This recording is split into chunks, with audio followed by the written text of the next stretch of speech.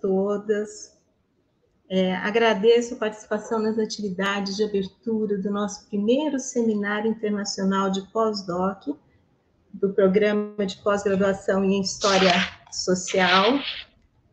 Acho que aqui vocês têm um pouquinho de eco, mas acho que agora já resolveu. Bom, então, novamente, né, agradeço a participação de vocês. Esse seminário foi uma proposta, né, da nossa coordenação do Programa de Pós-Graduação em História Social e do nosso grupo coordenador, né, e principalmente na figura da professora Beth Cancelli, que eu gostaria de já agradecer essa iniciativa. Mas a nossa intenção com este seminário é promover a participação cada vez mais próxima dos pós-docs nas atividades e dos seus supervisores, obviamente, né, nas atividades do Programa de Pós-Graduação em História Social. Nossos colegas, né, de departamento, de programa, sabem o quanto a participação dos pós-docs na produção de conhecimento histórico é importante para as nossas atividades de pesquisa, principalmente porque o produto dessas nossas discussões, artigos, trabalhos, cursos, né, a proximidade com professores sêniores, por vezes, mas às vezes também recém-doutores, amplia muito o debate, aumenta bastante a diversidade e o contato do nosso programa com outros programas, com pessoas formadas no Brasil e, claro, também no exterior, o que dá um dinamismo muito importante para o programa e para o departamento. Então, nós sabemos que as atividades de pós-doc são de responsabilidade do Departamento de História e da Comissão de Pesquisa da faculdade e da representação da Comissão de Pesquisa no nosso departamento, mas vocês também devem saber que cada vez mais nós, como programa, somos cobrados, solicitados a fazer discussões amplas sobre a produção dos nossos professores, convidados, alunos, docentes, discentes, e a participação de pós-docs, ela é também cobrada nos relatórios atuais de avaliação dos programas. Então, a gente vive essa dupla situação de ser uma atividade bastante próxima, né, às atividades dos departamentos e das graduações, onde os pós-docs, por vezes, acompanham seus supervisores, mas também a mesma coisa acontece nos cursos de pós, e essa necessidade de um debate sobre o nosso produto, né, de conhecimento divulgado socialmente e qual é o papel dessa produção. Então, é por isso que nós estamos fazendo esse teste, né, na verdade, essa nova inserção numa discussão que espero que frutifique e permaneça e que aconteça também em outros anos, de forma a ter uma constante discussão entre as nossas produções inter e intradepartamento, programa e faculdade. Então, dito isso, eu gostaria de convidar duas pessoas que são muito importantes para a organização desse evento. A professora doutora Maria Cristina Leandro Pereira, chefe do Departamento de História, e o professor Júlio César Magalhães, nosso representante na Comissão de Pós-Graduação da Faculdade de Filosofia. Passo a palavra aos dois e depois a gente conversa um pouquinho mais com os demais participantes. Professora Maria Cristina, muito obrigada pela participação, boa tarde. Professor Júlio, obrigada pela participação também. Passo a palavra para a Maria Cristina. Bom, boa tarde a todas, a todos, a todos. Espero que vocês estejam me ouvindo bem, apesar da máscara. Eu estou aqui diretamente do Departamento de História, né? Enfim, em nome da chefia. Em primeiro lugar, eu queria parabenizar por essa iniciativa, que é extremamente importante, extremamente necessária, essa iniciativa do Programa de História Social, da comissão organizadora, dos próprios pós-doutorandos, enfim. Então, é extremamente importante essa parceria com os pós-docs e com o programa de História Social. Eu faço votos de que esse seja o primeiro de uma série de encontros, né, dessa natureza. Espero que os próximos sejam aqui, né, diretamente do nosso prédio, do nosso auditório. Enfim, então eu queria também dar as boas-vindas, desejar um ótimo evento para todos nós, e estou bem ansiosa e querendo conhecer a produção de nossos pós-docs, que é extremamente importante. E, enfim, então eu só tenho a parabenizar e a desejar, então, um bom trabalho, e também espera deixar esses votos de que a gente continue repetindo essa iniciativa.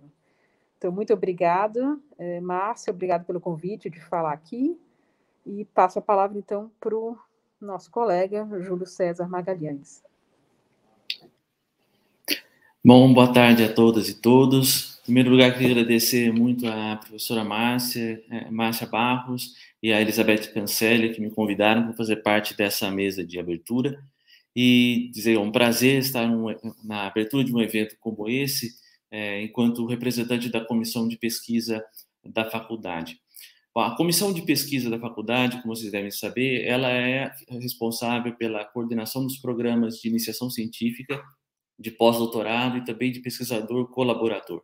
E ela é composta por representantes de cada um dos departamentos, além da coordenação. Eu sou representante do Departamento de História e o suplente, o vice-representante, o professor Everaldo de Oliveira Andrade. Nós, então, nessa condição, estamos muito contentes com a realização deste evento, porque é uma oportunidade a mais para discutirmos a importância do pós-doutorado, que vocês tenham um espaço de discussão e, especialmente, integração com a pesquisa que é feita também no âmbito da pós-graduação, que não é exatamente o âmbito da comissão de pesquisa, mas, enfim, como se trata sempre de pesquisa, é muito bom haver essa integração. Eu queria, então, desejar a vocês alguns dias até sexta-feira, né, de debate muito produtivo. Queria também dar as boas-vindas à professora Tânia de Luca, e é um prazer poder abrir esse evento com sua participação. E queria também deixar à disposição de vocês, os que desejarem entrar em contato com a comissão de pesquisa, quer escrevendo diretamente à nossa secretaria, quer ao Departamento de História. Nós temos uma secretária, a Alessandra, que é responsável pelo pós-doutorado, que pode esclarecer dúvidas que vocês tenham durante toda a pesquisa que vocês vão desenvolver, todos os trabalhos que vocês vão desenvolver no pós-doutorado. E é isso, desejo, então, um bom evento a todos vocês, e agradeço de novo o convite por estar aqui nessa mesa. Bom evento, obrigado. Carlos, muito obrigada. Eu sei que tem um tanto de formalismo, né, nessas apresentações, mas um pouco, acho que serve para demonstrar que nós estamos tentando trabalhar juntos, fazendo alguma coisa aqui um pouco diferente, né? Diferente porque, de fato, né, o pós-doc é de responsabilidade de uma área que não é a pós-graduação, mas como a gente tem uma interface muito grande, né, uma discussão que está podendo ser aproveitada nesses tempos de pandemia, nesses tempos de presença, ausência, remoto, físico, então a gente quis fazer esse teste. Espero que realmente dê certo, que a gente possa fazer outras vezes, e obrigada, agradeço novamente a colaboração de vocês, que foi muito importante, e o entendimento da nossa situação atual também. Muito obrigada. Eu queria chamar agora... Eu posso... Pode. Cristina, quer falar? Posso, quer voltar a falar? Isso, quero voltar a falar. Não, é só que eu queria também agradecer muito e dar as boas-vindas à professora Tânia de Luca. Para nós é uma honra também tê-la aqui. Enfim, então acho que isso é muito importante. Abrimos muito bem o nosso evento. Então é isso. Faço minhas as palavras do professor Júlio César, também dando as boas-vindas à professora Tânia de Luca. Claro, claro. Muito obrigada por essa oportunidade. Então, bom trabalho para vocês e boa conferência. Obrigada. Eu queria, então, agora aproveitar para chamar para um agradecimento coletivo o Osias Paes Neves, é um pós-doutorando do nosso programa, que juntamente com dois pós-doutorandos do programa, né, PNPD da CAPES, o Marcos Veigas e o Wanderson Chaves, vai dar as boas-vindas em nome dessa coordenação local para vocês. Osias? Bem, boa tarde a todos e todas. Em nome dos integrantes da comissão de organização, do professor Marcos Veiga e do professor Anderson, eu quero fazer meu agradecimento, né, pela colaboração que nós recebemos da chefia, que também participa dessa comissão de organização, em nome da professora Márcia, da professora Beth, da comissão de pesquisa, com o professor Júlio, com o departamento, com a professora Cristina. Nós tivemos aí muito acolhimento para poder fazer esse evento. E eu só quero deixar uma mensagem sobre o formato, né? São mais de 50 pós-docs participando, entre mediadores e apresentadores de comunicação. São 17 mesas que já começaram hoje à tarde, às 2 horas, com 3 mesas simultâneas. Nós teremos mesas às 10 da manhã e às 14 horas, sempre ocorrendo 3 mesas ao mesmo tempo, podendo entrar diretamente pelo site. Nós temos também um caderno de resumos e um caderno de programação disponível no site, com a programação inteira do evento, e eu quero desejar uma ótima participação a todos, a todas, agradecer à professora Elizabeth, à professora Márcia pelo convite, a possibilidade para que nós que estamos fazendo pós-doc aqui na USP possamos apresentar pesquisas, dialogar, conversar com colegas e ampliar o debate, que é um pouco do espírito que foi mencionado no começo, né, em integrar a pós-graduação com o departamento e apresentar as pesquisas que têm diversos estágios de desenvolvimento. Né? Também fico muito contente em que esse evento tenha abertura da professora Tânia De Luca, nos honra bastante, e passo de novo a palavra à professora Márcia para que siga a mesa. Obrigado. Obrigada, Osias. Então, agradeço vocês, o trabalho constante desse grupo, né, desses três. Não, por acaso, três homens sem nenhuma representação feminina neste ano. Vamos ver se no próximo ano alguém se habilita, né? Quem está aqui nos assistindo, quem estiver inscrito, e a gente continua essa conversa. Então, obrigada, Osias. Eu queria passar agora a palavra, e eu vou me despedindo também de vocês, para a professora Elizabeth Cancelli, que é a vice-coordenadora do Programa de Pós-Graduação em História Social, que vai fazer a apresentação e o acompanhamento da nossa convidada de honra, na verdade, que até agora foi nomeada por todos, a professora Tânia Regina De Luca, que graciosamente, e eu gostaria de também, né, apontar o meu agradecimento pela sua presença e principalmente pelo tema, que eu acho que nós estamos num momento bastante complexo, né, da avaliação da pós-graduação, das referências políticas, econômicas, sociais ao lugar da pós-graduação do Brasil, né, tanto que o debate tem sido intenso e todas as instituições coletivas, como a SBPC, a Academia Brasileira de Ciências, e aqui também no departamento, nos programas e entre nós, né, nos nossos corredores virtuais, essa tem sido uma preocupação bastante sensível, né? Para onde vamos, o que podemos fazer, né, o que devemos fazer para discutir o lugar da pós-graduação brasileira e especialmente o lugar das ciências humanas nessa pós-graduação. Então, eu agradeço muitíssimo a participação da professora, agradeço a Elizabeth, que sem ela a gente não teria tido o start, né, não teríamos tido o incentivo de pensar essa atividade.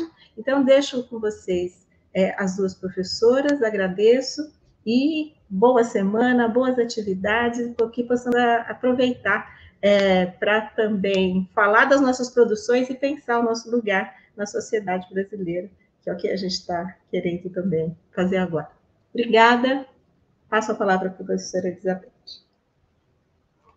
Bom, boa tarde a todos e a todas, me sinto muito honrada de estar aqui, muito obrigada aos meus colegas de departamento, a professora Márcia, a professora Maria Cristina, o professor Júlio César e ao professor Osias, também nosso colega, né, pela iniciativa, ao Anderson e o Marcos, que não se encontram nessa mesa. E eu estou muito honrada, honradíssima, em receber a minha colega, a Tânia De Luca, uma historiadora importante no Brasil. A Tânia tem uma vasta experiência e, mais do que tudo, ela aceitou, como é do seu feitio, esse enorme desafio de pensar a pós-graduação hoje no Brasil e no mundo, né? Porque esse sistema de pós-graduação é algo que se estende hoje pelas universidades internacionais e nós, obviamente, estamos todos fazendo um grande esforço de internacionalização das nossas universidades e dos nossos programas, apesar das grandes dificuldades que enfrentamos relativas a verbas, ao desprestígio da universidade, da nossa própria profissão, né, e de uma certa negligência em relação a essa, vamos dizer assim, esse grande número de profissionais que são os pós-docs, né, que estão aí desenvolvendo pesquisas importantíssimas e que, enfim, nós precisamos pensá-los em seu lugar, né, com essa ideia que a Tânia, então, apresenta hoje, uma avaliação do pós-doc como um debate necessário, desafios e perspectivas. Bom, a professora Tânia Regina de Luca é paulista, né? Professora livre-docente da Unesp de Assis e pesquisadora do CNPq. Ela integra o Comitê de Assessoramento do CNPq desde outubro de 2018, tendo assumido a coordenação do comitê em julho de 2020. A Tânia De Luca integrou também o Comitê de Avaliação dos Programas de Pós-Graduação da CAPES. Por 2 vezes, coordenou o Fórum Nacional de Programas de Pós-Graduação da ANPU. A Tânia possui graduação em História e mestrado e doutorado em História Social, todos aqui pela Universidade de São Paulo. Foi ainda editora da Revista Brasileira de História, revista da ANPU, uma das mais importantes do Brasil, e da Revista História da Unesp Assis, também uma revista de muito prestígio. Possui também experiência em universidades em Portugal e na Grã-Bretanha. A Tânia tem uma vasta produção intelectual, são mais de 30 artigos publicados, 60 capítulos de livros e 27 livros organizados e ou publicados, dos quais nós destacamos a Revista do Brasil, um diagnóstico para a nação, Leituras, Projetos e Revistas do Brasil, de 1916 a 44, e juntamente com Laurent Vidal, na França, ela publicou Os Franceses no Brasil, nos séculos 19 e 20, que já alcançou 2 edições. Tânia, novamente, com uma honra enorme tê-la aqui para ouvir você nesse assunto tão importante. Muito obrigado por ter aceito esse convite e esse desafio. A palavra é sua, minha colega, minha amiga Tânia De Luca. Bom, boa tarde, eu que agradeço suas palavras tão gentis, o convite seu e da professora Márcia. E eu gostaria de parabenizar o programa de pós-graduação em História Social, no qual, como você bem lembrou, eu também me informei, por propor esse debate. Bom, eu devo começar confessando, né, que eu não sou especialista nesse assunto, eu não estudo a educação superior no Brasil e eu não tenho uma experiência maior do que os meus colegas que estão eventualmente aqui nos ouvindo. A minha experiência vem de ser orientadora, supervisora de pós-doc e de, como todos vocês, avaliar pedidos de pós-doc, seja no CNPq, seja na FAPESP. Então, o que eu vou tentar fazer aqui, nessa minha experiência, que é bastante limitada, é propor algumas questões, porque eu acho que não há uma resposta, né, para o problema ou para as vantagens, desvantagens, situação atual dos pós-docs no Brasil e em âmbito internacional. Eu acho que é um debate necessário, e fiquei assim instigada a aceitar o convite, apesar de não ser uma especialista no assunto, justamente para ter uma oportunidade de também refletir sobre isso. Então, eu não tenho respostas para vocês, mas eu tenho alguns dados que eu acabei levantando na bibliografia, que eu fui pesquisar quando recebi o convite de Beth e de Márcia, e que vou dividir aqui com vocês. E claro que não tenho a menor pretensão de ter a solução ou mesmo uma análise muito profunda da questão, né? A primeira coisa que eu acho que a gente talvez precisasse pensar e distinguir de maneira bastante clara é a situação do pós-doutorado para aquele que é um jovem pesquisador, né? Ou seja, o que a gente está entendendo por isso? Alguém que acabou de defender o seu doutorado ou fez há pouco tempo. E uma outra situação que eu acho que ela é bastante típica do Brasil, que é o pós-doutorado para aquele que já tem um posto universitário. Então, são coisas muito diferentes, e eu acho que era a primeira coisa que talvez nós devêssemos, para desbastar esse campo que é tão complexo, separar essas duas coisas.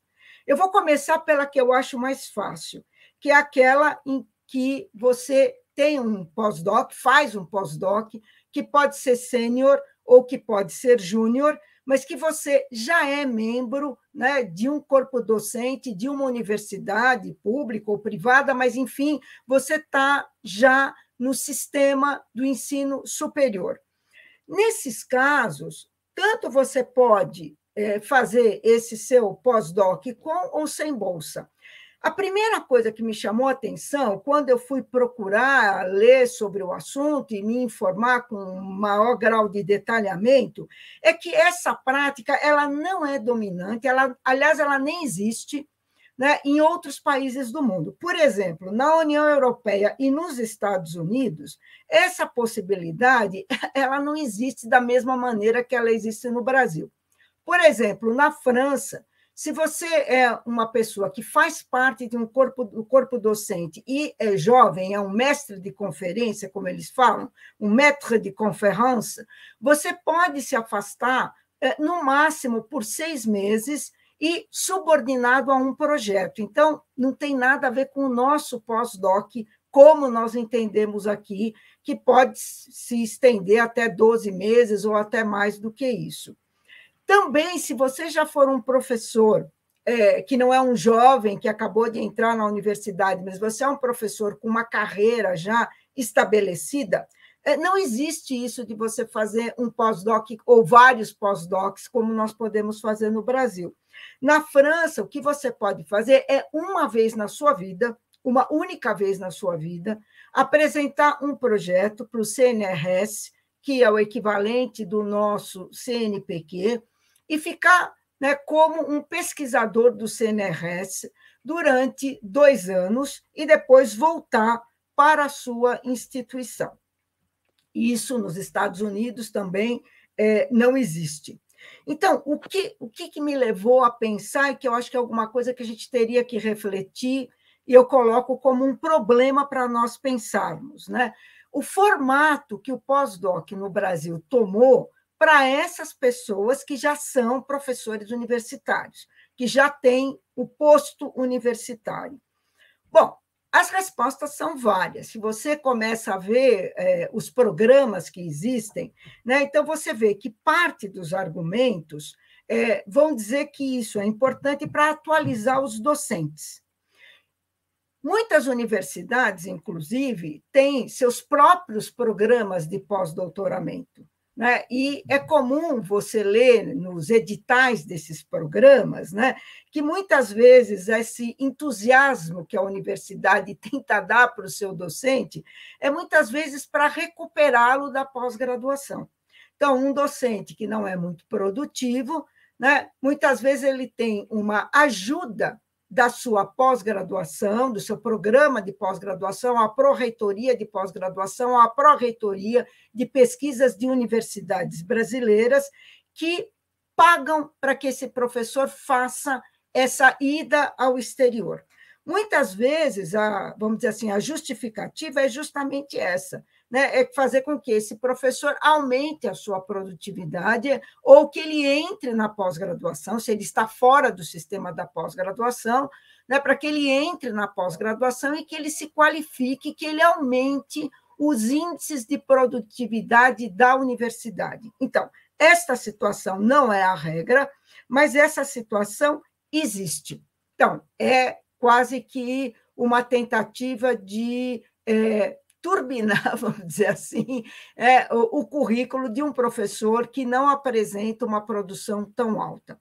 Claro que essa não é a regra, porque você também tem uma outra situação, que são professores com excelentes currículos, né? Professores que são lideranças dentro da sua universidade, do seu departamento, do seu programa de pós-graduação, da sua linha de pesquisa, extremamente produtivos e que recebem um incentivo, seja da sua universidade, seja de uma agência de fomento, para sair do país e para se aperfeiçoar, para fazer contatos, etc, etc. Bom, então, vocês vejam, né, que essa situação daquele que já é um docente, ela é bastante variada, né? Tanto ela pode vir como um reconhecimento de um professor sênior extremamente competente que vai dialogar de igual para igual com um grupo de pesquisa ou com um laboratório, porque vamos lembrar que não é só história, né? Eu não estou falando só da história, estou pensando na pós-graduação em geral. Então, esse professor extremamente atualizado, que está na ponta do conhecimento, que vai para o exterior e vai trocar com grupos que são grupos que estão produzindo o que há de mais novo na sua área de pesquisa. Outras vezes não, né? É um professor que já se doutorou há muito tempo e que não apresenta, segundo a sua instituição, resultados tão bons quanto poderiam e recebem esse incentivo para que eles se atualizem. Então, é completamente diferente você propor um pós-doc para uma atualização e você propor um pós-doc para uma pessoa que já é reconhecida nacional e mesmo internacionalmente, né?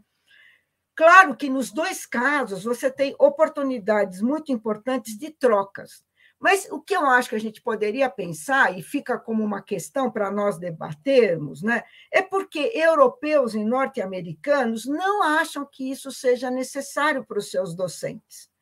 Bom, uma resposta, né, entre muitas outras, mas uma resposta possível, é que as formas de inserção internacional, né, no norte do planeta se dá de outra maneira, né? Existe até um termo, né, o Global Teacher ou Global Scholar, né, que são, aliás, até alguns colegas nossos brasileiros já se apresentam, né, como Global Teachers, que são professores que vão para o exterior, não propriamente como um pós-doc, mas como professores convidados, né? Eles vão integrar o corpo docente, ou permanentemente, durante 6 meses no Brasil, 6 meses lá, um tempo aqui, outro tempo lá, ou vão ser convidados, quer dizer, eles têm uma estatura, né, que os habilita a serem convidados como professores visitantes. Então, não é uma situação de pós-doc, é uma situação completamente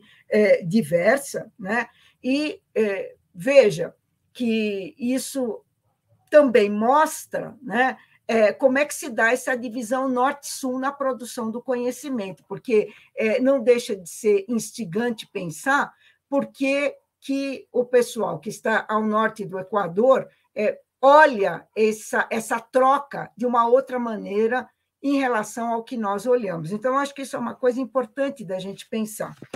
Também é importante ver que nessa primeira circunstância que eu estou dizendo, que é esse professor que já está empregado, vamos dizer assim, a relação dele, muitas vezes, é ele com a sua instituição e com a instituição de destino. E muitas vezes a instituição de origem é que está pagando isso, né? E outras vezes essa relação é mais complicada, porque você tem o professor, a instituição de origem, a instituição de destino e uma agência de fomento, que vai pagar para que você faça esse seu pós-doc. Então, a gente tem o caso, por exemplo, do CNPq, que faz isso, né? Então, veja como é interessante a gente colocar essas relações norte e sul, né? E como essas relações norte-sul, elas acabam, inclusive, determinando as nossas políticas públicas. Eu acho que essa especificidade desse pós-doc no Brasil, que não existe nos mesmos termos na União Europeia, na Inglaterra e nos Estados Unidos, é muito interessante da gente pensar. Eu vou pedir para o Roberto fazer a gentileza de colocar um slide que eu tentei mostrar como é que o CNPq faz isso, né? Então, o CNPq ele tem um programa que é contínuo, né? Vamos ver se vai continuar, se ainda teremos CNPq no futuro, né? Mas existe um programa no CNPq que se chama pós-doutorado sênior. É interessante quando você pega a definição do CNPq. O que ele diz? Que esse estágio... Veja, outra coisa importante que eu vou destacar para vocês. Sempre você vai ter a ideia de pós-doc ligada à ideia de um estágio. Então, o próprio CNPq, quando vai definir um pós-doutorado sênior, ele vai dizer para nós, isso é um estágio e um desenvolvimento de projetos que você vai fazer junto aqui a instituições que são de reconhecida excelência e que você vai fazer o quê? Você vai consolidar e atualizar o conhecimento na sua linha de pesquisa.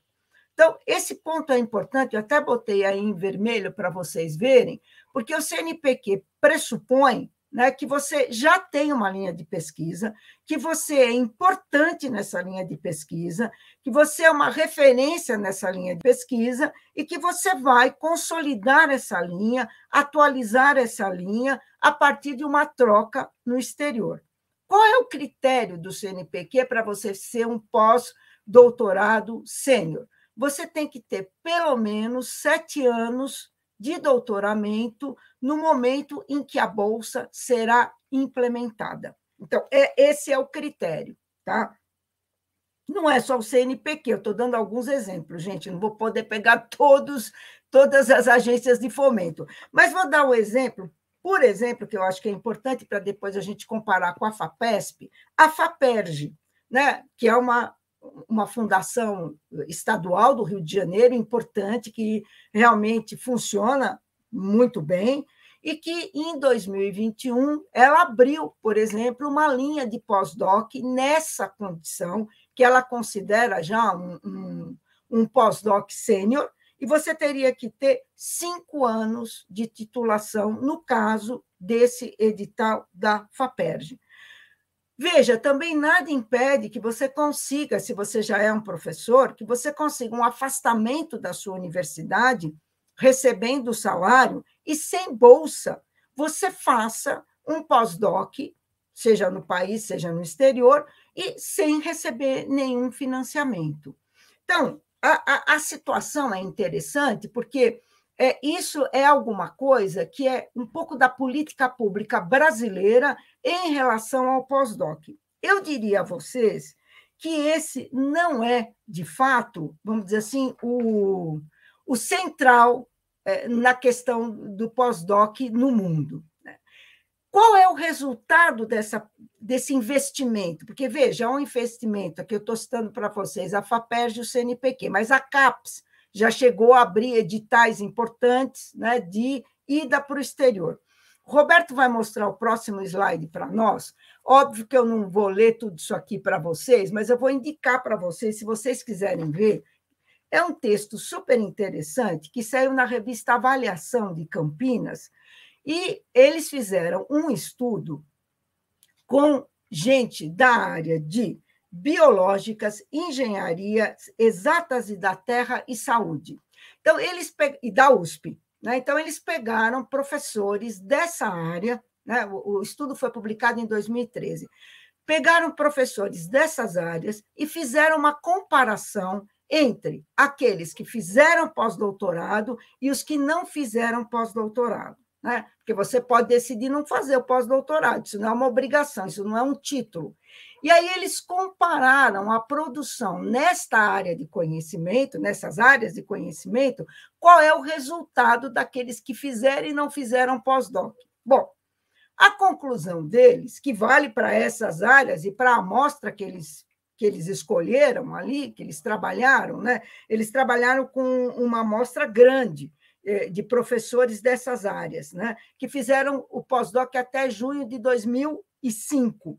E a conclusão deles é que não havia, eles não conseguiram perceber nessas áreas diferenças fundamentais entre quem fez e quem não fez o pós-doc. Então, esse é um tema que ainda precisa ser analisado. Quer dizer, quais são as consequências, né, e os resultados de você, já sendo um professor universitário, fazer o seu pós-doc, seja por que motivo for, ou porque você está na ponta do conhecimento, ou porque você precisa ser atualizado, precisa aumentar a sua produção, não vou entrar no mérito. Né? Mas, enfim, nesse estudo, eles não conseguiram perceber uma diferença fundamental entre aqueles que fizeram e que não fizeram o pós-doc. Possivelmente, em outras áreas, a gente teria resultados bastante diferentes. Então, isso, gente, é para falar para vocês desse primeiro aspecto, que diz respeito àqueles que já estão empregados, né? E essa especificidade brasileira, né, de financiar essa ida daquele que já é professor. Mas a maioria, eu acho que essa é a preocupação, sobretudo dos organizadores desse evento, não é com esse tipo de pessoa, não é essa a preocupação, né? É com o jovem. O que se entende por jovem aqui? Não é um jovem de idade necessariamente, é o jovem em termos de obtenção do seu grau, né? Do seu grau de doutor.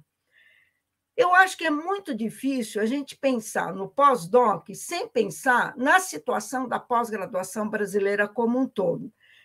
O Roberto vai botar o próximo slide, que eu acho que dá para vocês verem uma série de dados que eu acho bastante interessante. Bom, primeiro, de onde eu tirei isso, né? Já vou contar qual é a minha fonte em primeiro lugar. Né? Tem um trabalho muito interessante que foi publicado na revista de pós-graduação, que trabalha, né, a CAPES nos últimos 20 anos. Então, foi feito, é um trabalho coletivo, né?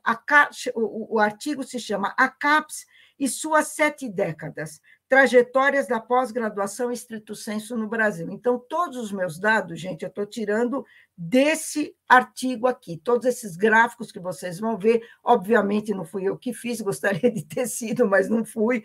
Né? Eu fui pesquisar sobre o assunto e achei esses dados muito interessantes. A primeira tabela que vocês estão vendo à esquerda não é desse material, isso aí eu tirei do site da CAPES. O que eu queria chamar a atenção para vocês com esses números? Né? Me parece muito interessante a gente ver, e vocês vão ver por que isso é importante. A década de 1990, ela significa um salto na pós-graduação no Brasil. Então, se você olhar essa tabelinha, você vai ver que em 1976, a gente tinha 490 cursos de mestrado. Se você chegar em 2004, né, você tem 1.959 cursos. E a virada começa em 1990, quando você vê aí na minha tabelinha, 975 cursos. A mesma coisa para o doutorado. Em 1976, existia no Brasil 183 cursos de doutorado. Né? Em 1990, que é o momento da virada, já são 510. E se eu chegar em 2004, eu estou com 1.034 cursos.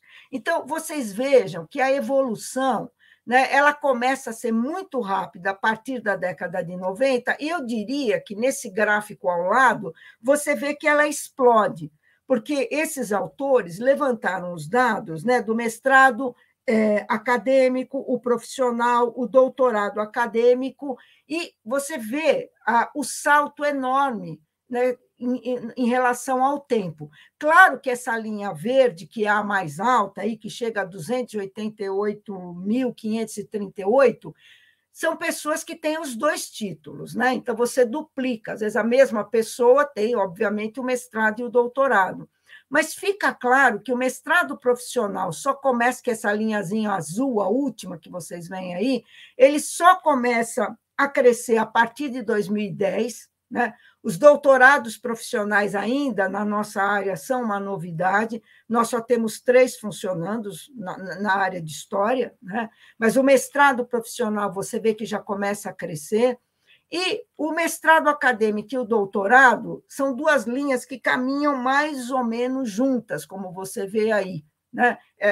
O mestrado um pouquinho mais rápido, o doutorado um pouco menos, e a titulação, de certa forma, como são 2 títulos, às vezes, para a mesma pessoa, ela explode, né?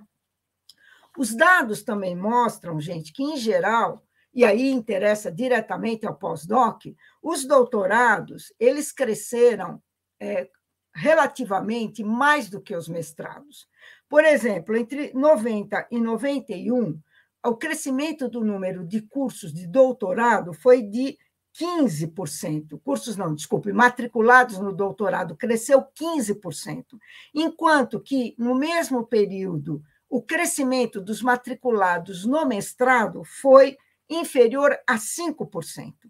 Então, você veja, né, que há uma tendência ao crescimento maior do doutorado, até porque havia cursos, como a gente vê na tabela, muito menos cursos de doutorado do que de mestrado. E as matrículas, gente, elas explodem. Se vocês olharem aí, em 1987, nós tínhamos pouco mais de 37 mil matrículas no Brasil, no sistema da pós-graduação. Em 2018, eram 288 mil matrículas, ou seja, os matriculados na pós-graduação no Brasil cresceram 675%. Mas os matriculados no doutorado cresceram 1.343%, enquanto que os matriculados no mesmo período no mestrado cresceram 350%. Então, o que a gente pode concluir disso aqui? Primeira grande conclusão, o sistema está numa expansão muito grande, né? E essa expansão ela é muito maior no doutorado do que no mestrado, né? No próximo slide, isso fica mais claro ainda. Eu vou pedir para o Roberto fazer o favor de mudar. Olha que interessante. Em 1987, a gente tinha um total de 1.246 cursos entre mestrado e doutorado. Em 2018, nós temos 6.477, ou seja, é um aumento de 419%. Né, para vocês verem como a coisa cresce rápido. Né? Naquele momento, em 2018, o doutorado profissional ele ainda estava começando. Né? Os primeiros doutorados profissionais no Brasil, em todas as áreas do conhecimento, eles são aprovados em 2017. Então, em 2018, só tinha um funcionando quando os autores fizeram o levantamento. Hoje, são mais de 100 no Brasil. Né? Então, tem muitos outros funcionando. Né? Então, a gente vê que há um crescimento significativo do doutoramento, do mestrado profissional, o que não significa, está longe de significar, que a gente tenha chegado a níveis internacionais. Então, por exemplo, em 1987, se você pegasse para cada 100 mil habitantes, o Brasil tinha 3,4 mestres, né? Enquanto que em 2018 já são 42 mestres por 100 mil habitantes. Então, se você olha, há um aumento significativo, há um vigor no sistema de pós-graduação, com todos os problemas que nós temos, há um vigor importante de crescimento nisso tudo. Né? O próximo slide vai mostrar para vocês, né, eu peço que vocês olhem à direita, que como nós estamos mal, se a gente comparar com a OCDE e os 46 membros e o Brasil como país parceiro, né? Então, veja, se a gente pegar o último dado da OCDE, que é de 2019, a gente sabe que brasileiros entre 25 e 64 anos com mestrado significa 0,8% da população, enquanto que nos países da OCDE é 13%, em média, tá? A média é 13%. No doutorado, a situação piora ainda mais. No Brasil, é 0,2%, enquanto que a média na OCDE é 1,1%. E o Brasil, gente, tem a pior taxa, né? Uma das piores taxas do mundo, né? É a quinta pior taxa, se você pegar os dados da OCDE, o ensino superior completo. Então, veja, na nossa população dá 21%, entre 25 e 34 anos. No México é 23%, na Costa Rica é 28%, na Colômbia é 29%, e na OCDE a média é 44%. Então, por mais que a gente tenha, né, um esforço no aumento do número de titulados, e o gráfico 3 mostra isso muito claramente, né? A gente chega a 87 mil titulados em 2018, ainda é muito pouco se a gente comparar com o que acontece no resto do mundo. Então, a gente, por mais que exista um esforço de qualificação, é por isso que também a gente é um país que exporta commodity, né? A quantidade de produção de ciência e tecnologia no Brasil acaba esbarrando nos limites que tem o próprio sistema de pós-graduação. Agora, também a gente não pode pensar que a gente sempre é o primo pobre da história. No próximo gráfico, vocês vão ver a distribuição dos programas por grandes áreas do conhecimento. Então, vocês vejam, né? Mestrado em verdinho, né? Mestrado e doutorado em verde, só mestrado em azul, né? Esse beijinho mais clarinho é o mestrado profissional, depois só doutorado, e o doutorado profissional, que em 2018 era só um, como eu disse a vocês. Se vocês repararem, olha o que a gente tem de ciências humanas, né? Botei até 3 flechinhas aí para ficar claro para vocês. Ciências humanas. Pois se a gente pegar ciências sociais e aplicadas, se a gente pegar letras, né, e linguística e artes, que são áreas que estão separadas na CAPES, mas que fazem parte daquilo que a gente chama humanidades, vocês veem o peso dos programas de pós-graduação dessas grandes áreas da CAPES, né? Sem dizer do multidisciplinar, porque o multidisciplinar também é uma área que cresce demais. Se vocês repararem aí na tabela, o multidisciplinar ele acelera o crescimento dele a partir dos anos 90. Mas o peso das humanidades no sistema brasileiro de pós-graduação, ele é bastante forte, né? E é alguma coisa que, às vezes, a gente não se dá conta, a não ser quando olha, né, o conjunto do sistema do país. Então, existe uma força bastante grande em termos da formação de mão de obra e da importância dos nossos programas, se a gente pensar a área de humanidades como um todo. E só a história, né? Se a gente pensar só na história. Roberto, o próximo, por favor. Se a gente pensar só na história, gente, a gente vê, né, que nós temos 82 programas de pós-graduação. Claro que esses programas eles podem ter só mestrado, pode ter mestrado e doutorado, pode ter mestrado, doutorado, doutorado profissional, mestrado profissional. De doutorado profissional, existe no Maranhão, na Estadual do Maranhão, existe em Caxias do Sul e existe no CPDOC. São os 3 doutorados profissionais na nossa área. Então, mas se você olhar, claro que a gente tem mais cursos do que programa, porque, por exemplo, História Social vai ter o curso de mestrado e doutorado. Então, a gente tem 70 cursos ao todo, quando você pensa no mestrado, mais 44 do doutorado, mais 12 do mestrado profissional e mais 3 do doutorado profissional. Então, a área de história em si, ela é uma área importante, representativa, com peso, né?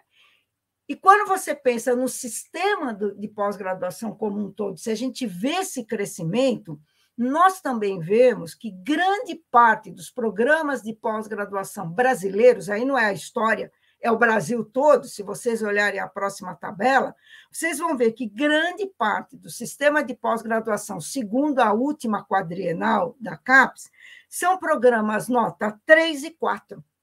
Vocês vejam, nós temos 1.333 programas nota 3 e 1.497 programas que são nota 4.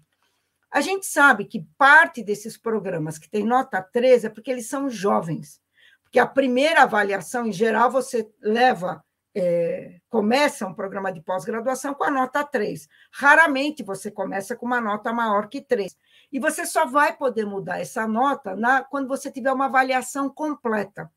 Então, por isso também a gente tem que contar que parte desses 3 pode estar, vamos dizer assim, inflacionado em função da grande expansão do sistema, mesmo com a crise dos últimos anos, né, que você divide mais o bolo, né, porque é a mesma verba ou menos verba para dividir por mais programas. Mas, de qualquer forma, essa inflação de 1.333 pode ter relação com a quantidade de programas de pós-graduação novos. Mas, de toda maneira, se você somar isso aqui, você vai ver que a gente chega a quase 3.000 programas. Né? Então, dos 6.000 e tanto, quase 3.000 estão no nível 3 e 4. Isso ajuda, talvez, a gente a responder aquela primeira pergunta que eu fiz para vocês. Né? Por que no sistema brasileiro, o pós-doc, muitas vezes, tem dinheiro público e ele está voltado, inclusive, com dinheiro das universidades para os professores que já estão, né, já fazem parte do sistema de pós-graduação ou já fazem parte de um estudo, de uma universidade. Né? Então, é interessante pensar nisso. Né? E claro que, se eles não são a maioria, né, a maior parte da preocupação não está com esses professores, que já têm postos, mas parte do dinheiro também vai para eles. Eu até, no próximo slide, eu botei colorido para vocês verem que interessante. Né? Tirei do site do CNPq. O CNPq ele vai, então, diferenciar o pós-doutorado sênior, PDS, e o PDJ, o pós-doutorado júnior. Eu não vou me dar o trabalho de ler aqui, mas vocês podem ver que tudo que está em verde é igual nos dois. Então, qual é a diferença para o CNPq entre o pós-doutorado júnior e o sênior? Bom, o sênior é porque ele tem mais de 7 anos, pelo menos, de doutoramento. E a diferença qual é? É que ele tem que estar numa linha de pesquisa do candidato, como eu já tinha dito para vocês, já consolidada. Enquanto que o pós-doutorado júnior, ele pode estar numa linha de pesquisa ou um eventual redirecionamento. Então, veja que a definição do CNPq entre sênior e júnior é praticamente igual. A única diferença é que você pode, se você for júnior, resolver mudar a sua linha de pesquisa. E veja como é complicada a situação. Certamente, vários colegas entraram com o pedido, está aberto, não sei se vai ter dinheiro, mas está aberto um edital do CNPq, o edital universal, né, que é um edital de pesquisa para todas as áreas do conhecimento. Muito bem, quando você vai ler o edital, que acabou de sair, acabou de fechar, aliás, ele fechou em setembro, agora de 2021, você podia pedir um bolsista técnico e você podia pedir iniciação científica, mas você não podia pedir um pós-doc. Então, veja a contradição, né, em relação à própria política pública brasileira. Quer dizer, se você acha, né, que o pós-doc é aquele fulano jovem, né, que precisa terminar o seu processo de aperfeiçoamento, adquirir outras habilidades, né, ter uma experiência de gerenciamento de projeto, quando você abre um edital universal, você não pensa nesse indivíduo, você permite que o pesquisador peça iniciação científica e um bolsista técnico. Isso mostra que as nossas agências, né, parece que elas ainda não têm uma política clara, pelo menos as agências federais, em relação ao que se quer com o pós-doc. No caso do CNPq, isso me parece claro, porque um edital universal ou um edital de ciências humanas ou qualquer edital para pesquisador, segundo o que a gente vê no resto do mundo, ele deveria permitir o pós-doc, porque a iniciação científica, já existe um projeto de iniciação científica, aliás, um programa excelente de iniciação científica que a gente já tem no país. Então, para vocês verem como é complicado, né, essa definição da situação do pós-doc. A CAPES até tentou fazer isso. Eu vou pedir para o Roberto mudar. Muitos de vocês aqui fazem parte do projeto, né, do Programa Nacional de Pós-Doutoramento, que é de 2013, e que é, de fato, uma coisa importante, eu acho que é até um marco dentro disso, que foi feito junto com a CAPES, né, o próprio CNPq e a FINEP, que é a financiadora de estudos e projetos. Mas, se vocês pegarem, né, o que o candidato precisa para se inscrever, a gente continua vendo uma certa indefinição aqui, porque olha o que você precisa. Bom, você precisa ser brasileiro, se você for estrangeiro, bom, também pode, desde que você não tenha vínculo empregatício. Então, no item A e no item B, exigem que você não tenha vínculo empregatício, ou seja, você não entrou no sistema de ensino superior, você não tem vínculo empregatício. Já no item C, você pode ser docente ou pesquisador no Brasil, com vínculo empregatício em instituições de ensino superior ou públicas de pesquisa. O que mostra essa indefinição que eu estou tentando caracterizar com vocês, né? Porque um programa nacional de pós-doutorado, ele ainda traz essa dualidade, né? Pensando no fulano que não está empregado, né? E que, portanto, está fora do sistema de ensino superior, mas, ao mesmo tempo, ele ainda abre a possibilidade para alguém com vínculo empregatício em instituição de ensino superior poder se candidatar ao PNPD. Então, para vocês verem como não existe, né, pelo menos do ponto de vista das agências federais, clareza de existir efetivamente um programa com uma direção clara, bastante clara. Quer dizer, não estou dizendo que tem que ser um ou outro, mas estou dizendo que as coisas estão misturadas, o que não acontece na FAPESP. No próximo slide, vou mostrar para vocês um material que vocês podem pegar, porque eu peguei da revista da FAPESP, de 20 anos atrás. E, há 20 anos atrás, exatamente em novembro de 2000, do ano 2000, 21 anos atrás, teve uma matéria na revista da FAPESP que se chamou Uma Revolução no Pós-Doc, uma nova política dá prioridade a bolsas de pós-doutorado no país, amplia os prazos de duração e reformula o intercâmbio com centros de pesquisas do exterior.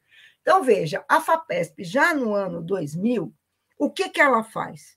Ela quer fazer uma política clara de inserção de recém-doutores no sistema de pesquisa paulista. Nisso, a FAPESP está dialogando, ela está fazendo a mesma coisa que fazem as agências internacionais. Vocês já vão ver, né? E isso no ano 2000, era exatamente o que estava acontecendo, essa era a transformação que estava acontecendo, né, já no mundo todo, a partir do final da década de 90. Porque, se você pesquisar na Europa, nos Estados Unidos, não estou nem falando do Brasil, ter pós-doc antes da década de 90 era alguma coisa raríssima, não existia.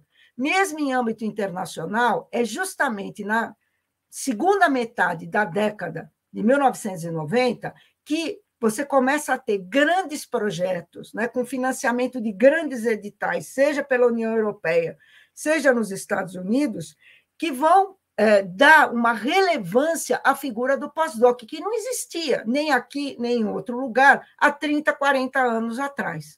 E a FAPESP, já, vamos dizer assim, antenada com o caminho que a ciência seguia em âmbito internacional, estende o prazo do pós-doc para até 4 anos, se tiver um projeto grande da FAPESP, né?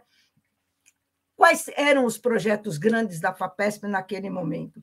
Bom, os projetos temáticos, né? Os CEPIDs, que são os Centros de Pesquisa, Inovação e Difusão, e os jovens pesquisadores. Além disso, a FAPESP tinha, né, o Genoma, que foi um projeto muito bem sucedido, e o Biota. E veja que interessante, né? Nesse ano, no ano 2000, a FAPESP tinha 250 projetos de grande porte, desses que eu te falei, CEPID, ou temático, ou jovem pesquisador, né? Ela tinha 250 projetos aprovados, 520 desses pós-docs ligados a esses grandes projetos. Não significa, como não significa até hoje, que a FAPESP não aprove projetos individuais. Não, claro que você pode aprovar um pós-doc individual.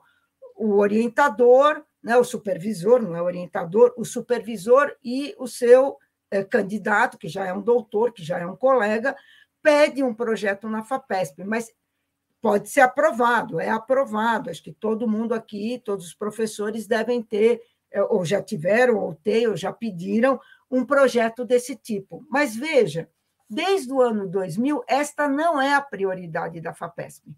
A prioridade da FAPESP é você aprovar os projetos para grandes, né, grandes projetos, né, os pós-docs dentro de grandes projetos.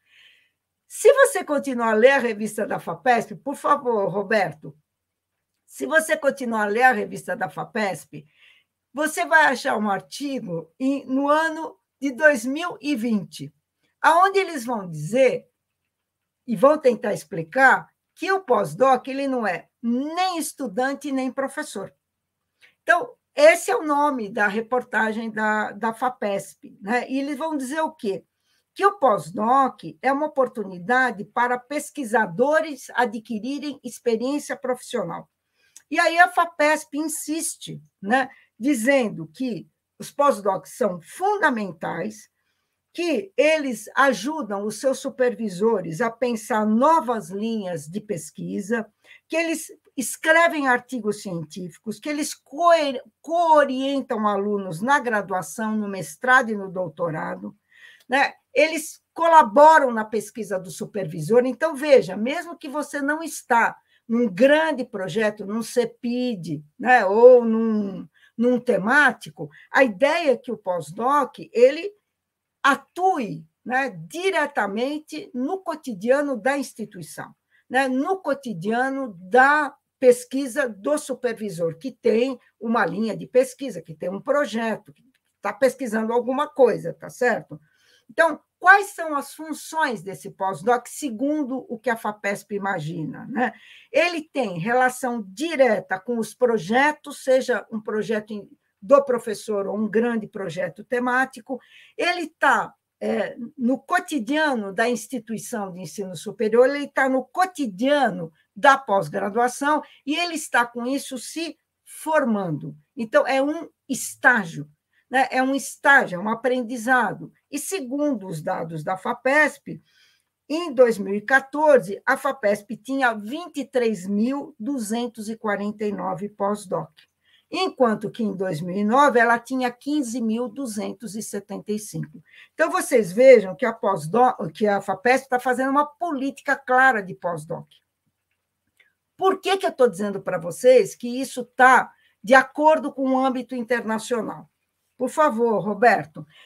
Bom, eu vou botar aqui um texto para vocês em francês, eu não vou ler o texto, mas só para vocês verem que eu peguei, que existe, que eu estou falando, não está saindo da minha cabeça, né? Então, na França, fica claro que eles também datam de 1990, inclusive dizendo que foi no mundo anglo-saxão, na área da biologia, em 1990, que os pós-docs se generalizaram. Eu botei até em vermelho para vocês, no fim dos anos 1990. E o tempo máximo de um pós-doc, né, foi regulamentado para 5 anos. E se você fez um pós-doc num lugar por 2 anos, bom, você só pode fazer em outro lugar por 3 anos, e acabou. É um prazo máximo de 5 anos. E você está ligado, né, esse pós-doc tem que estar ligado, como a FAPESP sugere, a um grande projeto de pesquisa. Não tem uma verba do Ministério da Educação para você fazer o pós-doc. Não, lá não. Você tem que ganhar, o seu supervisor tem que ganhar um projeto grande, e nesse projeto ele pede um pós-doc. Há uma preocupação muito grande na União Europeia com a situação dessas pessoas, tanto que eles fizeram um código de conduta para recrutamento dos pesquisadores. Por quê? Justamente para proteger essa situação, que é uma situação bastante instável, né? Porque o fulano ele recebe uma remuneração enquanto o projeto está durando, e é uma situação, vamos dizer assim, do ponto de vista institucional, é uma situação bastante ambígua, né? Porque você não é funcionário da instituição, mas você está dentro da instituição, dentro de um projeto de pesquisa. E a ideia é que você não vire, né, um pesquisador eternamente. É por isso que eles imaginam que você não pode passar de 5 anos nessa condição. E, no caso dos Estados Unidos, que é a comparação que eles fazem nesse texto, né, a ideia é de que você vai entrar no sistema superior de educação. Claro, gente, que lá a situação não é melhor do que a nossa, né? No próximo slide, eu peguei uma revista francesa, uma revista de grande circulação, que eles fizeram agora, 27 de agosto de 2021, uma reportagem sobre o pós-doc na França. E o título, como vocês veem aí, é Da Desilusão à Precariedade, a realidade dos pesquisadores franceses. Então, fala sobre a crise da Covid-19, né, que evidenciou claramente quais são os problemas do sistema francês de pesquisa, no caso do pós-doc, né? Por favor, o próximo. E aí eles falam com uma moça, né, que é essa Laure, de 34 anos, e ela diz que é extremamente difícil de construir uma vida quando a gente deve mudar de posto regularmente, né? Porque o que ela está dizendo? Falou, bom, acaba um projeto, eu sou dispensada, porque eu sou contratada dentro do projeto, aí eu tenho que correr para um outro, ao mesmo tempo que eu tenho que apresentar resultados dentro do projeto, eu tenho que escrever, porque se eu não escrever, se eu não tiver uma publicação, se eu não tiver um currículo bastante, vamos dizer assim, recheado, né, eu vou perder a oportunidade de ser contratada. Então, aqui ela está chorando, né? Ela está dizendo o seguinte, né, que nós, pesquisadores pós-doutorandos, temos uma dupla pressão para publicar, porque isso é que nos permite obter um financiamento para prolongar os nossos contratos e talvez um dia conseguir um posto fixo. E lendo a reportagem, a gente vê, por exemplo, na França, para 5 vagas na área de neurociências, tinha 95 candidatos, né? Então, para vocês verem como a situação é complexa e por que a União Europeia fica preocupada com a situação dessas pessoas que são, vamos dizer assim, formalmente não têm nenhuma segurança de trabalho. Os americanos, como a gente vai ver no próximo slide, os americanos são mais organizados nesse sentido, né?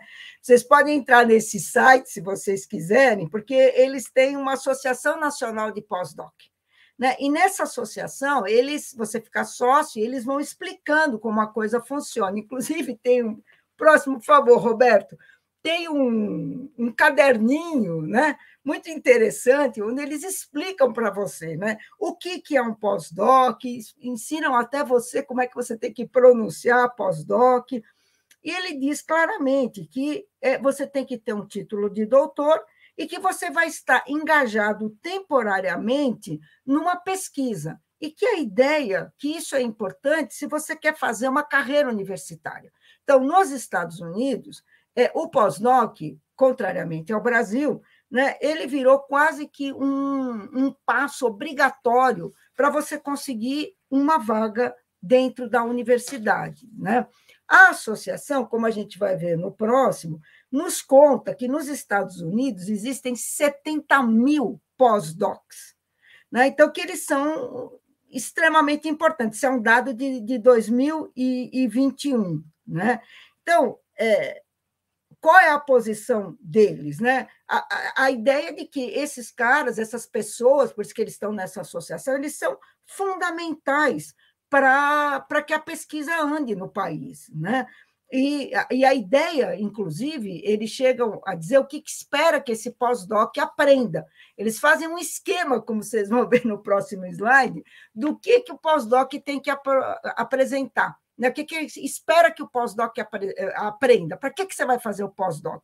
Primeiro, para você desenvolver habilidades de pesquisa, para você desenvolver habilidades de comunicação, para você desenvolver profissionalismo, para você desenvolver liderança e ser capaz de gerir projetos, né? A questão da administração, para você saber conduzir uma pesquisa. Então, a ideia é que você seja corresponsável pela pesquisa e que você acabe por ganhar, vamos dizer assim, uma especificidade dentro da sua disciplina. Quer dizer, você vai ficar, do ponto de vista conceitual, né, do ponto de vista do domínio daquela área na qual você está, você vai ser um especialista. Então, veja, é por isso que o pós-doc é um estágio. E, no caso dos americanos, um estágio para entrar na universidade. Bom, isso é bom? Depende, gente. No próximo, que eu também não vou ler tudo para vocês, mas está aqui a indicação, vocês podem procurar depois. A Science, em 2017, publicou um texto muito legal que se chama O Preço de Fazer um Pós-Doutoramento. E aqui os dados, eles vão pegar dados para a área tecnológica. Claro que não é igual ao Brasil, tá certo? Eu não estou dizendo que é a mesma coisa, né? Mas o que ele está dizendo aqui? Que vale a pena você fazer um pós-doc se você quer entrar na universidade. Por quê? Porque, primeira coisa, se você for fazer um pós-doc na área de biologia, de biotecnologia, e o seu colega de turma entrar direto na indústria, bom, você vai ganhar muito menos do que ele, porque, por melhor que seja o seu contrato é uma bolsa dentro de um projeto. Então, você vai ganhar muito menos do que ele, tá? Em geral, 1/5 do que ele ganha. E se depois você não entrar na universidade, você não virar um professor, você mudar de ideia ou você não conseguir, eles calculam que você vai levar pelo menos de 8 a 9 anos para ganhar igual uma pessoa que não fez pós-doc e que foi direto para o mercado de trabalho. Então, por isso que ele está dizendo aqui, o preço, né, de você desenvolver um pós-doutoramento. Então, no caso dos Estados Unidos, isso está sendo vamos dizer assim, quase que uma obrigação ou um passo importante para você ter uma carreira universitária, né? Último, por favor, Roberto, aí não vou te amolar mais. Qual é a minha síntese provisória de tudo isso?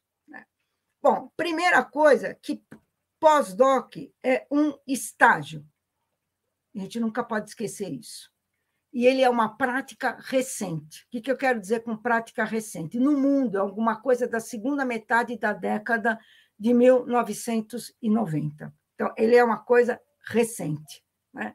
E ele é pensado, né, pelo menos para o Brasil, há uma especificidade brasileira, né, porque parte, pelo menos, das verbas e da política pública é destinada para aqueles que já têm um posto universitário. Eu acho que isso a gente precisaria pensar por quê, né? Por que é assim no Brasil? Claro que também nós vimos que no Brasil existe um enorme crescimento dos cursos de pós-doutorado, de doutoramento, e, ao mesmo tempo, uma retração do mercado de trabalho do ensino superior. Claro que a gente pode dizer que aqui o mundo, para nós, é uma sanfona. Uma hora tem vaga, outra hora não tem vaga. Mas o que nós estamos vivendo, pelo menos nos últimos anos, né, é uma enorme retração do mercado de trabalho. Então, você está, por um lado, aumentando o número de doutorandos formados, de doutores, e você está estreitando o mercado de trabalho claramente no ensino superior, né? Existe um esforço das agências para criar programas, a FAPESP, o CNPq, a CAPES, né? Mas nós precisaríamos estudar isso com calma, porque nem sempre tem um direcionamento claro, nem sempre isso... a gente sabe exatamente o que essas agências querem, talvez com exceção da FAPESP, né, que tem uma política mais clara. E a tentativa da CAPES com o PNPD, que também a gente não sabe se vai continuar, se não vai, etc., etc., né? Essas especificidades brasileiras são diferentes da prática internacional, porque na prática internacional há uma vinculação necessária entre projeto, financiamento e pós-doc. É um estágio de treinamento, mas é um estágio específico dirigido ao jovem doutor com autonomia. Quer dizer, a ideia é que você dê a ele, né, você trate ele com total autonomia. Que autonomia que ele tem? Ele já tem o título de doutor, ele vai ser treinado, porque ele é jovem, mas ele vai ser treinado a desenvolver habilidades específicas que o doutorado não lhe deu. Quando ele era doutorando, ele não dirigiu um projeto de pesquisa, ele não decidiu os caminhos de um projeto de pesquisa, ele não orientou mestres e doutores, ele não orientou iniciação científica, né? Então, portanto, nessa concepção, o pós-doc é mais do que corrigir lacunas de formação. No Brasil, a gente tem muita essa ideia, né? O primeiro grau é ruim, corrige no segundo, o cara entra na universidade sem saber ler, então vai corrigir no mestrado, não foi bom no mestrado, então corrige no doutorado, doutorado não foi bom, eu vou corrigir no pós-doc. Não, não é essa, né? Não é, o pós-doc não é extensão da condição do aluno de pós-graduação para continuar a tese. Não é essa a ideia. Quer dizer, a ideia internacional não é que você vai continuar fazendo a sua tese, ou fazer um trabalho isolado, sozinho, na sua casa, você com o seu computador. Não.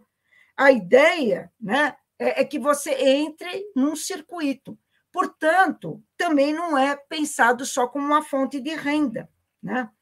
Ele não é pensado como uma fonte de renda. Eu não consigo emprego, então vou fazer pós-doc. Também não se dirige no exterior a quem não tem cargo no ensino superior, né? O que nós precisamos pensar? A forma que isso assume entre nós. Então, primeiro, as condições socioeconômicas do país, que deve ajudar a responder isso.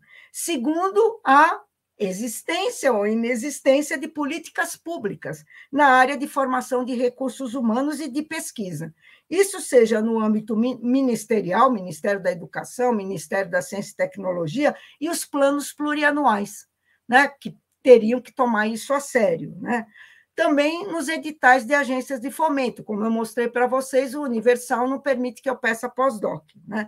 E as próprias universidades, né? E os seus programas de pós-graduação.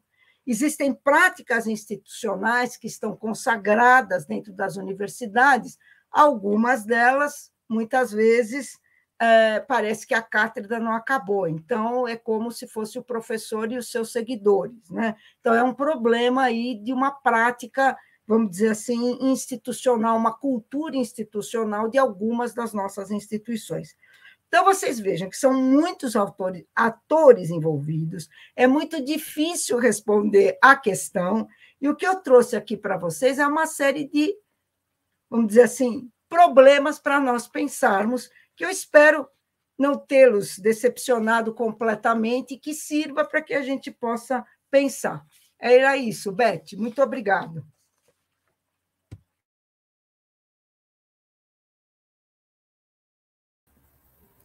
Tânia, eu estou realmente impressionada com todas essas informações que você está nos dando, com sua avaliação, com a riqueza da sua fala, né? Eu acho que essa sua fala, ela realmente, de uma certa forma, inicia uma discussão que urge ser feita nas universidades brasileiras, para falar no mínimo. Espero que a ANPU incorpore essa questão, né, que vem sendo simplesmente ignorada, e que as universidades também o façam, né? Nós temos uma preocupação muito grande, e uma das razões que a gente pensou esse seminário internacional, nós temos a preocupação com esses pós-docs, né? E o que nós queríamos fazer também, além da discussão do que é um pós-doc, né, é trazer à luz esses alunos de pós-doc e suas pesquisas, né, que é muito importante, porque eu acho que, e você tem toda a razão, nós temos aqui uma escuridão em relação ao pós-doc.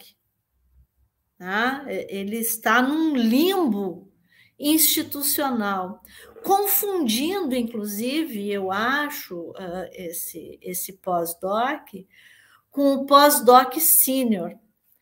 A minha desconfiança há muitos anos do pós-doc sênior, que teoricamente é um problema, é que as universidades resolveram acabar com o ano sabático.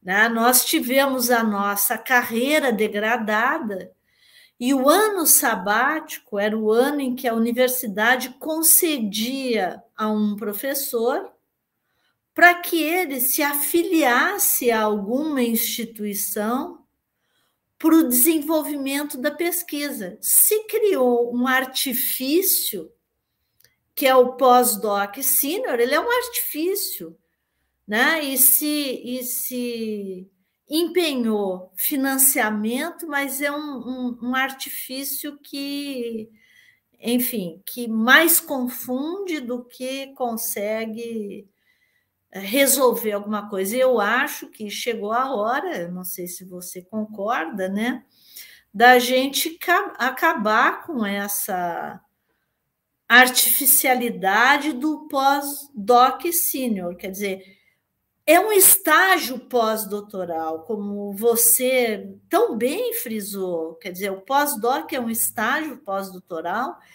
e não pode ser confundido com uma continuidade do doutorado. Né? Eu acho que, de uma certa forma, eu gostaria de fazer essa questão para você, que essa continuidade que se pensa que é o pós-doc em relação ao doutorado não é uma das grandes responsáveis pela atomização dos pós-docs, que eu vejo assim, os pós-docs na instituição completamente atomizados. Eu fiquei muito surpresa com essa informação que você trouxe, que nos Estados Unidos tem uma associação de pós-doc, né? Nas nossas instituições, os pós-docs sequer se conhecem, né? O corpo de pesquisa da instituição não conhece os pós-docs. O pós-doc vive num limbo, ele não é professor, ele não é estagiário, ou não se comporta como estagiário, ele não tem espaço de estagiário, ele não tem espaço físico, ele não tem apoio institucional, né? Então, eu vejo assim, como trazer à luz o pós-doc. né? O que você acha? Como se traz à luz esse pós-doc?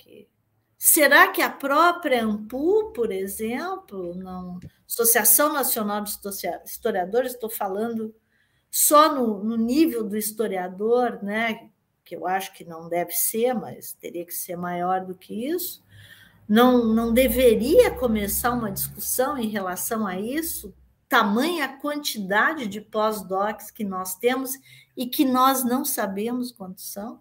Então, Beth, eu acho, já respondendo, inclusive, aqui uma observação da professora Márcia e da Selby. A questão é a seguinte, Beth, eu acho que a ANPU pode, deve, e eu acho que, inclusive, nessa gestão atual, a ANPU tem sido bastante ativa nas redes sociais e discutindo questões importantes, né? Tenho visto com muito bons olhos a atividade da ANPU. Mas acho, Beth, que você levantou uma questão que realmente é muito complicada, e eu acho que é por isso que talvez a clareza esteja com a FAPESP nesse caso, né? Porque a FAPESP claramente diz, bom, é um estágio, nós já sabemos o que quer dizer um estágio. Você não é para continuar a fazer o seu trabalho de doutoramento. Então, a ideia que as pessoas muitas vezes têm, até porque não tem uma política pública para isso também, porque não é culpa do aluno, né, ou do recém-doutor. Não vamos jogar a culpa no último da fila, né? Mas acaba virando o quê? Uma continuidade. Então, por um lado, eu pesquisei o pós-doc, o doutorado até aqui. Bom, então eu vou continuar agora, né? Vou aprofundar minha pesquisa, não preciso nem na USP, nem na Unesp, nem na Unicamp, ou na Unirio, seja lá onde for, eu fico em casa fazendo a pesquisa, de vez em quando eu vou lá, converso com o supervisor, troco umas ideias e fico escrevendo em casa. E recebo um salário porque, bom, eu não tenho emprego, então é melhor isso do que dar aula na escola pública e não poder pesquisar. Então, acho que isso é um desvio do que tinha sido pensado. Né? Porque a origem do pós-doc é justamente você pegar uma pessoa jovem, como diz aqui a Selby, que está com todo vigor, está disposto, precisa fazer uma carreira, né? Está disposto a aprender e entra dentro de um sistema no qual ele vai ter autonomia, ele vai aprender a orientar, porque até agora ele foi orientado. Então, ele vai aprender a orientar, ele vai discutir os rumos da pesquisa junto com o seu supervisor. Quer dizer, ele tem que estar num projeto, seja um projeto grande, seja um projeto pequeno, todo professor tem um projeto, não é? Tem uma linha de pesquisa, ele tem alguma coisa que ele faz, senão ele nem conseguiria a bolsa de pós-doutoramento, não é? Ele não chegaria nem a conseguir a bolsa se não tiver um currículo.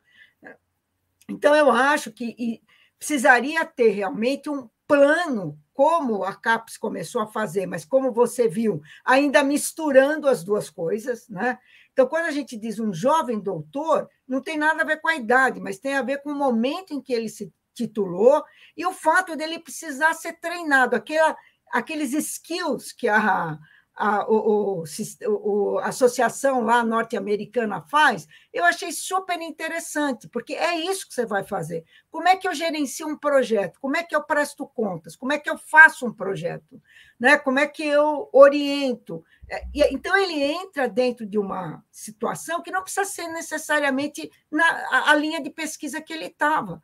Por isso também que a ideia é que você vai fazer um recrutamento internacional, inclusive. A FAPESP, inclusive, exige isso. Você abre um edital. Olha, eu ganhei um pós-doc no meu projeto temático, então eu vou abrir um edital. A FAPESP não quer que você indica. Você vai ter que abrir um edital, fazer uma seleção, as pessoas vão se candidatar. Quer dizer, não é para você continuar, me parece, a ideia original, não é para você continuar no seu departamento, no seu cantinho, com as pessoas que você já conhece, com o professor que você já conhece, é para te tirar da zona de conforto. Você acabou, você não é mais aluno.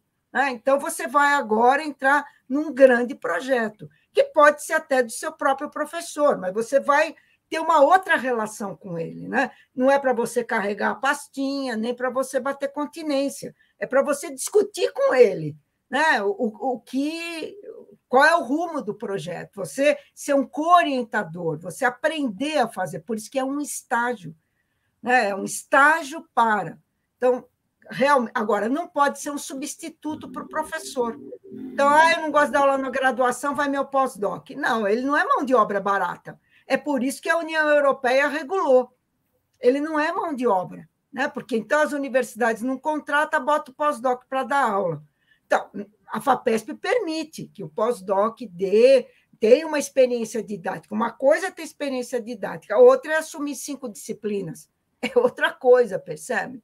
Então, por isso que, no final, Beth, aquilo que eu levantei, a gente precisaria discutir várias questões, porque tem a ver com a própria política pública do país, a maneira como a gente não tem uma definição clara, e muitas vezes, né, nada contra o professor que tem um posto e que vai fazer um estágio no exterior, mas tem que separar bem as duas coisas, são coisas distintas, é outra coisa. É ótimo que vá, seja porque ele é bom, seja porque acha que ele tem que melhorar, não importa qual é o motivo, mas são dois mundos muito separados e que aparecem muitas vezes misturados, né? Como se fosse tudo a mesma coisa, e como se fosse título. Eu tenho 5 pós-docs. Bom, tal, não é essa a ideia, você viver de bolsa, um pós-doc após o outro. Então, 50 anos, o que você fez na vida? Fui pós-doc. Por isso que a União Europeia limita. Você não pode fazer mais do que 5 anos. Por quê? A ideia é que você tenha um posto de trabalho, né, na universidade. Então, você veja que a questão, de fato, Beth, por isso que eu realmente parabenizei, não por educação, simplesmente por gentileza, essa iniciativa do programa, e mais especificamente sua e da professora Márcia, que de fato é um problema complexo, que talvez a gente precisasse ter uma proposta, e aí a ANPU levar uma proposta em âmbito maior, né? Porque é alguma coisa, claro que nesse governo não dá para fazer nada, né? A gente não sabe nem se a gente vai existir, mas em âmbito maior, para você ter clareza, porque mesmo por mais que a gente fale mal da CAPES, fale tudo o que você quiser, você vê os dados de crescimento da pós-graduação no país. Então, existia uma política, né? Seja com todos os problemas que ela teve, houve um sistema organizado de pós-graduação, né? Que agora a gente não sabe o que vai acontecer. Ontem mesmo, acho que todo mundo viu uma audiência pública na Câmara dos Deputados sobre a situação da CAPES, né? Com os procuradores, a diretora da CAPES, e todo mundo falando a situação que a gente está com uma avaliação parada, sem nenhuma possibilidade de saber o que vai acontecer, né? Com razão ou sem razão, não é isso que eu estou dizendo, mas a confusão está de tal monta que a gente não sabe aonde vai parar. Então, a minha intenção aqui realmente foi mais levantar essas questões, né? Claro que o pós-doc, como a professora Márcia comentou aqui, ele entra na avaliação, a produção do pós-doc entra na avaliação do Sucupira, né? Porque ele está vinculado ao departamento, ao programa. Quando ele está escrevendo um artigo, ele tem que dizer pós-doc da USP, da UFRJ, seja de onde for. Então, claro que isso faz bem para o Sucupira, mas eu acho que é mais do que isso, né? Tem que fazer bem para a produção científica do país. Você vê, 70 mil nos Estados Unidos. Olha, 70 mil é um estádio de futebol, né? É muita gente, né? Enfim, Beth, são só algumas observações. Eu espero que vocês façam aí uma discussão bem legal e que a gente consiga propor uma política nacional mesmo, mais clara, né? Que separe o joio do trigo e que também não deixe o pós-doc, que é a ponta da linha, isolado ali, né? Porque não é essa a ideia. Ele mesmo tem que compreender que ele não está fazendo a continuidade da tese dele, né? Não é disso que se trata, né? E eu acho também, né? Quer dizer, nós tivemos essa iniciativa de tentar fazer com que os pós-docs tivessem um contato e nós tivéssemos contato institucional com o pós-doc, né? da nossa universidade, fora da universidade e fora do Brasil. Quer dizer, tem aqui o comentário da Sebi Pegoraro, que você mencionou, né? Ela diz aqui: minha maior crítica é como, por vezes, o pós-doutorando fica isolado no Brasil. Até recentemente não podia nem assumir disciplina específica em caráter complementar à pesquisa. Na USP não pode. Né? Precisamos aproveitar mais os jovens talentos.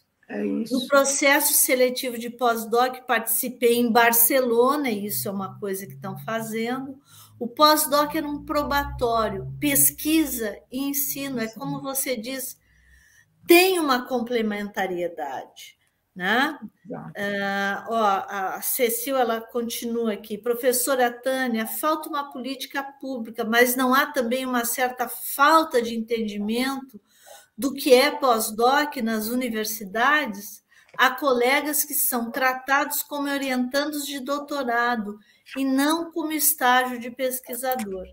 Então, é isso que eu falei no meu último item, né? Quer dizer, até brincando da cátedra, né? Como se o pós-doc fosse um apenso, né? Que vai carregar a pastinha e resolver questões burocráticas. Então, acho que é uma cultura institucional, por isso que é complexo. Você precisa de uma política federal, você precisa de uma mudança da cabeça dos próprios gestores da universidade. Então, os professores e os alunos e os pós-docs, na verdade, são a ponta da coisa.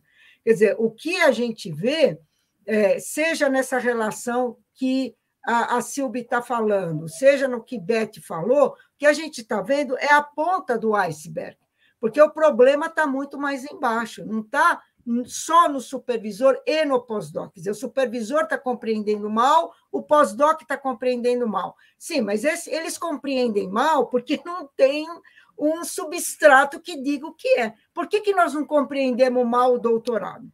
Por que nós não compreendemos mal a iniciação científica? Porque existe um programa de iniciação científica claramente determinado. Você sabe o que é iniciação científica, você sabe o que é para fazer. Agora, o pós-doc é o que você falou, Beth, é terra de ninguém. Então, como é terra de ninguém, eu posso imaginar, para mim, ele é a continuação do doutorado, para o João é o dinheiro que ele não consegue um emprego, para a Filomena é ter um aluno que ela acha que é um aluno que vai carregar a pastinha dela, ou que vai ajudar aqui e ali. Então, aí, como não tem regra, cada um pode achar o que quer, nem por má vontade. Você vai dizer, o cara está errado de querer continuar o doutorado? Bem, se disseram para ele que ele pode. Você percebe? Então, de fato, a questão ela é mais... nós estamos vendo o sintoma. Os sintomas são esses. Agora, as causas, elas são bem mais profundas. Elas exigiriam uma política nacional sobre o que a gente quer com o pós-doc. Né? E como é que isso se atrela às desigualdades, né? Às dissemelhanças que você tem entre os programas, né? Toda a complexidade que é o país. Então, se você não tem isso, o pós-doc fica como, vamos dizer assim, a ponta solta. Né? E se ela está solta, eu posso fazer o que eu quiser. Tânia, muito obrigada. Foi um enorme prazer intelectual e pessoal tê-la aqui. Eu já vou te adiantar que nós vamos continuar essa discussão. Vou adiantar aos pós-docs que se inscreveram nesse seminário que nós precisamos continuar essa discussão, nós precisamos fazer com que os pós-docs deixem de ficar atomizados, né? Que eles comecem a emergir, né? Trazendo suas pesquisas e a pessoa do pesquisador à tona naquilo que é, né, uma dupla que existe na universidade, a transmissão do saber e a criação do saber. né? Não existe pesquisa sem transmissão. Há várias formas de transmitir, né?